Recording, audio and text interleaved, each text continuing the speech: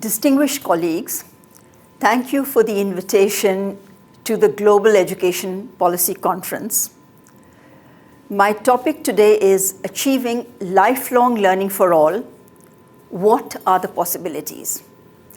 And I have prepared this presentation with my colleagues, Alexis Carr and Sanjay Mishra.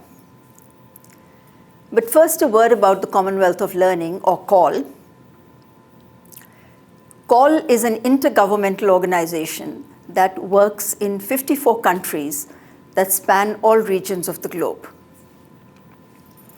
Our mission is to help Commonwealth member states and institutions to use technologies for expanding access to education and training. COL believes that learning is the key to sustainable development. Learning must lead to opportunities for economic growth, social inclusion, and environmental conservation. This aligns us closely with Sustainable Development Goal 4, which aspires to ensure inclusive and equitable quality education and lifelong learning opportunities for all by 2030. In this presentation, I will first focus briefly on what we understand by lifelong learning. This will be followed by examples of how 3 Commonwealth countries are implementing lifelong learning. As we all know, technology has a major role in promoting lifelong learning for all, and I will highlight this with some examples from COL's work. In conclusion, I will look at the way forward as we try and achieve lifelong learning for all by 2030. First, what do we mean by lifelong learning? As we know, COVID-19 has disrupted education across the world. But on the other hand, there has been a huge rise in self-directed learning during the pandemic, as can be seen from the phenomenal increases in MOOC enrollments. How can we build on these foundations of self-directed learning to promote lifelong learning for all? So, what do we mean by lifelong learning? The term may have emerged in the 1960s, but the concept goes back to ancient times. The Edgar Fore Report, 1972, made the initial formal statement on lifelong education, which highlighted a holistic approach for the complete development of the individual. In the 70s, the focus was on education. And in the 1996 UNESCO Delors report, we can see a transition from education to learning, which is wider, as we know. Now, formal education only accounts for a small fraction of the time we spend in learning. In 16 waking hours during grades 1 to 12, we spend about 18.5% time in formal learning environments. And this keeps decreasing as we transition to undergraduate and graduate study. The rest of our waking lives are spent in informal learning environments. How can formal education and voluntary learning be integrated? As we know, lifelong learning is a continuum from cradle to grave or cradle to cremation. It can take place in formal, non-formal, or informal contexts. The motivation could be employment-related or for personal, social, or cultural reasons. With 6 years into the SDG 4, what are countries doing to accelerate progress towards achieving lifelong learning for all? Let us take the cases of 3 countries in the Commonwealth: Australia, Singapore, and South Africa. Australia promotes lifelong learning to skill and reskill citizens for a dynamic economy. Adult Learning Australia is the key organization promoting lifelong and life-wide learning. It addresses issues related to literacy, non-formal learning, indigenous education, young people's learning, aging populations, and rural Australia. Australia has always believed in the power of open and distance learning from the very early days when homeschooling was common. There is no comprehensive national policy on lifelong learning which would serve to coordinate the formal, non-formal, and informal sectors.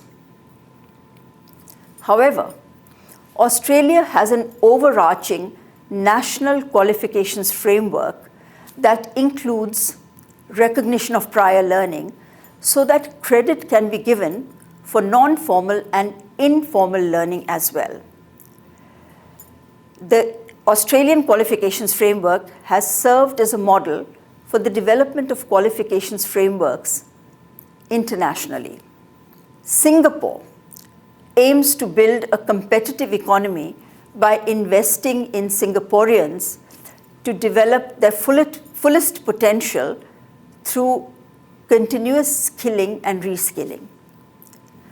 The government provides the funds for several programs that support career guidance, job searches, and placements. However, despite these incentives, some employers have been slow to embrace the opportunities offered. The Singaporean government has invested significant resources in lifelong learning. All Singapore citizens aged 25 and above receive an opening credit of 500 Singapore dollars to encourage them, and I quote, to take ownership of their skills development and lifelong learning, unquote. In addition, a mid-career enhancement subsidy covers up to 90% of course fees for those over the age of 40, so that older members of the workforce can become lifelong learners. Let's turn to South Africa, which has a visionary national policy and strategy on lifelong learning that aims to redress post-apartheid social inequities. To enhance recognition of learning and learner mobility, the South African National Qualifications Framework encompasses learning through all stages of life, from early childhood to adult education and higher education. There are strong linkages between skills training and the labor market, and the government has launched a national career advice portal called GETA. South Africa believes in open and distance learning as a viable strategy for achieving lifelong learning.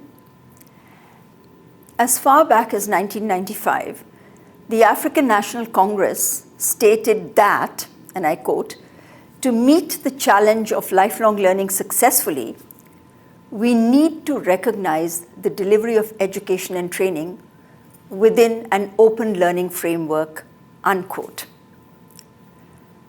As we have seen, these countries have adopted various strategies, qualifications frameworks, distance learning, financial incentives.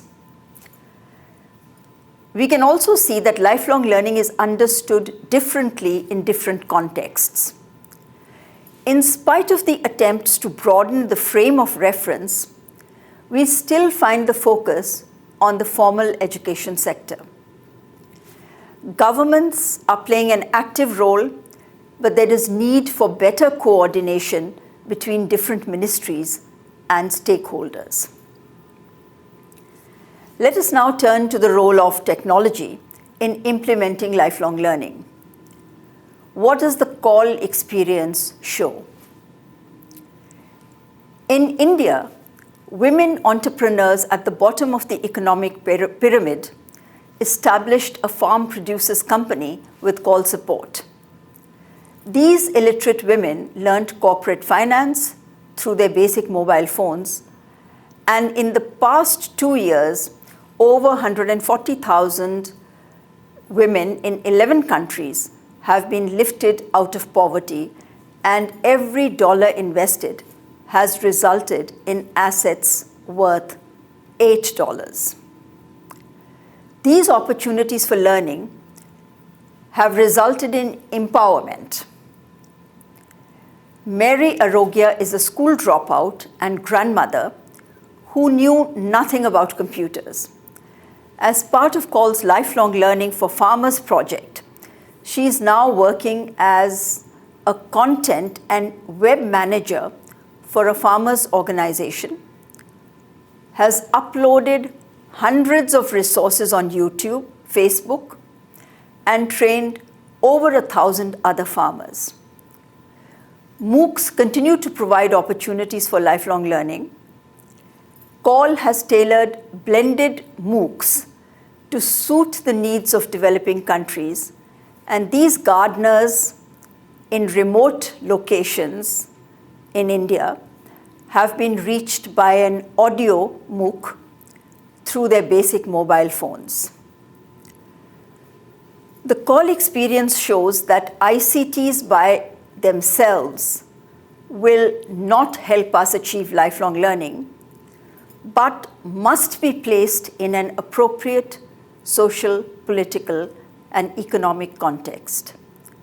The bottom billion can be reached by providing simple technology solutions such as basic mobile phone interfaces, social media integration, and open content designed for delivery in low bandwidth situations. Technology solutions designed for the last person in the queue have the potential to benefit even privileged constituencies. In conclusion, what next? As we have seen, we will have to go beyond the business as usual approach and shift the current paradigms if no one is to be left behind. First, there is a need to shift the emphasis from formal education alone to a blend of formal, non-formal, and informal learning. The teacher-led sequential learning in formal education needs to be supplemented with unstructured, learner-led approaches to support the learning needs of individuals at different stages of their lives. Open and distance learning can be a very powerful means of not just expanding access to formal education, but also supporting non-formal and informal learning, as you have seen from the CALL experience. The operationalization of lifelong learning involves moving beyond pedagogy to the integration of three approaches: pedagogy, andragogy, and heutagogy. In pedagogy, the learner depends on the teacher for what and how to learn. Under andragogy, the adult learners are more independent, learn what they need to, and use their own experiences. But what is learned is still determined by the teacher. The heutagogic approach applies to the independent learner who determines what and how to learn, and the learning is not planned and can take place anywhere. Now, this is Blaschke's pyramid, reflects the lifelong learning process. Engagement indicates participation, while cultivation refers to autonomous and self-directed learning. The final stage, realization, occurs when the learner is mature and autonomous and can transform circumstances rather than simply be transformed by them. So, can heutagogy be integrated into formal learning programs? According to Blaschke, Educators in the nursing, engineering, and education professions have found heutagogy to be a credible response to the critical issues that the learners face. The University of Western Sydney has implemented the heutagogical approach in its teacher education program, which has resulted in improved teacher outcomes and more capable teachers. Canning and Callan have found that the heutagogical approach in 3 higher education institutions in the UK have led to reflective teaching and learning. Second, formal learning relies on codified knowledge, which constitutes 20% of what we know. Informal learning is based on tacit knowledge, which is informal, personal, intuitive, or acquired through our experience. Think of the large reserves of indigenous knowledge, language, and culture that are not yet part of global knowledge flows. The centrality of tacit knowledge to the production and reproduction of society has typically been unrecognized and is one of the hidden dimensions of lifelong learning. Livingston's study, based on new approaches to lifelong learning in Canada, showed that more than 70% of the workers identified informal and tacit learning as the most important source of job knowledge. There is enough evidence to show that informal and tacit learning is the main source of knowledge generation among farmers in many Commonwealth countries. The present approaches have focused more on acquiring skills and competencies for livelihoods, helping adapt to the changing circumstances, with the main emphasis still being on formal learning. The third shift would be to move beyond acquiring skills and competencies to transformative learning. This would mean not just adapting to changing circumstances, but acquiring the ability to change circumstances.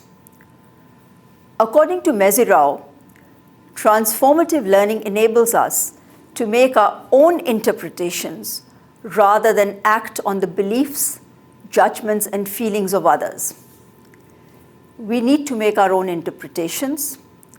Transformative learning develops autonomous thinkers.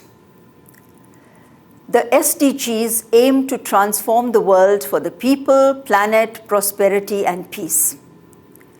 If such goals are to be achieved, lifelong learning should be perceived beyond acquiring skills and competencies and focus on empowerment. Such an approach will also lead to environmental conservation and peace. Let me leave you with this image of this learner who completed her secondary school with distinction at the age of 94.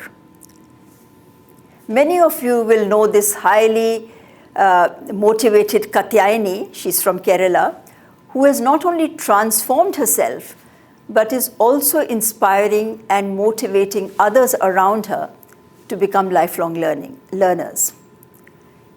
Can we set up systems and processes that help support lifelong learners like her? I leave that to you, and with that, thank you for your attention.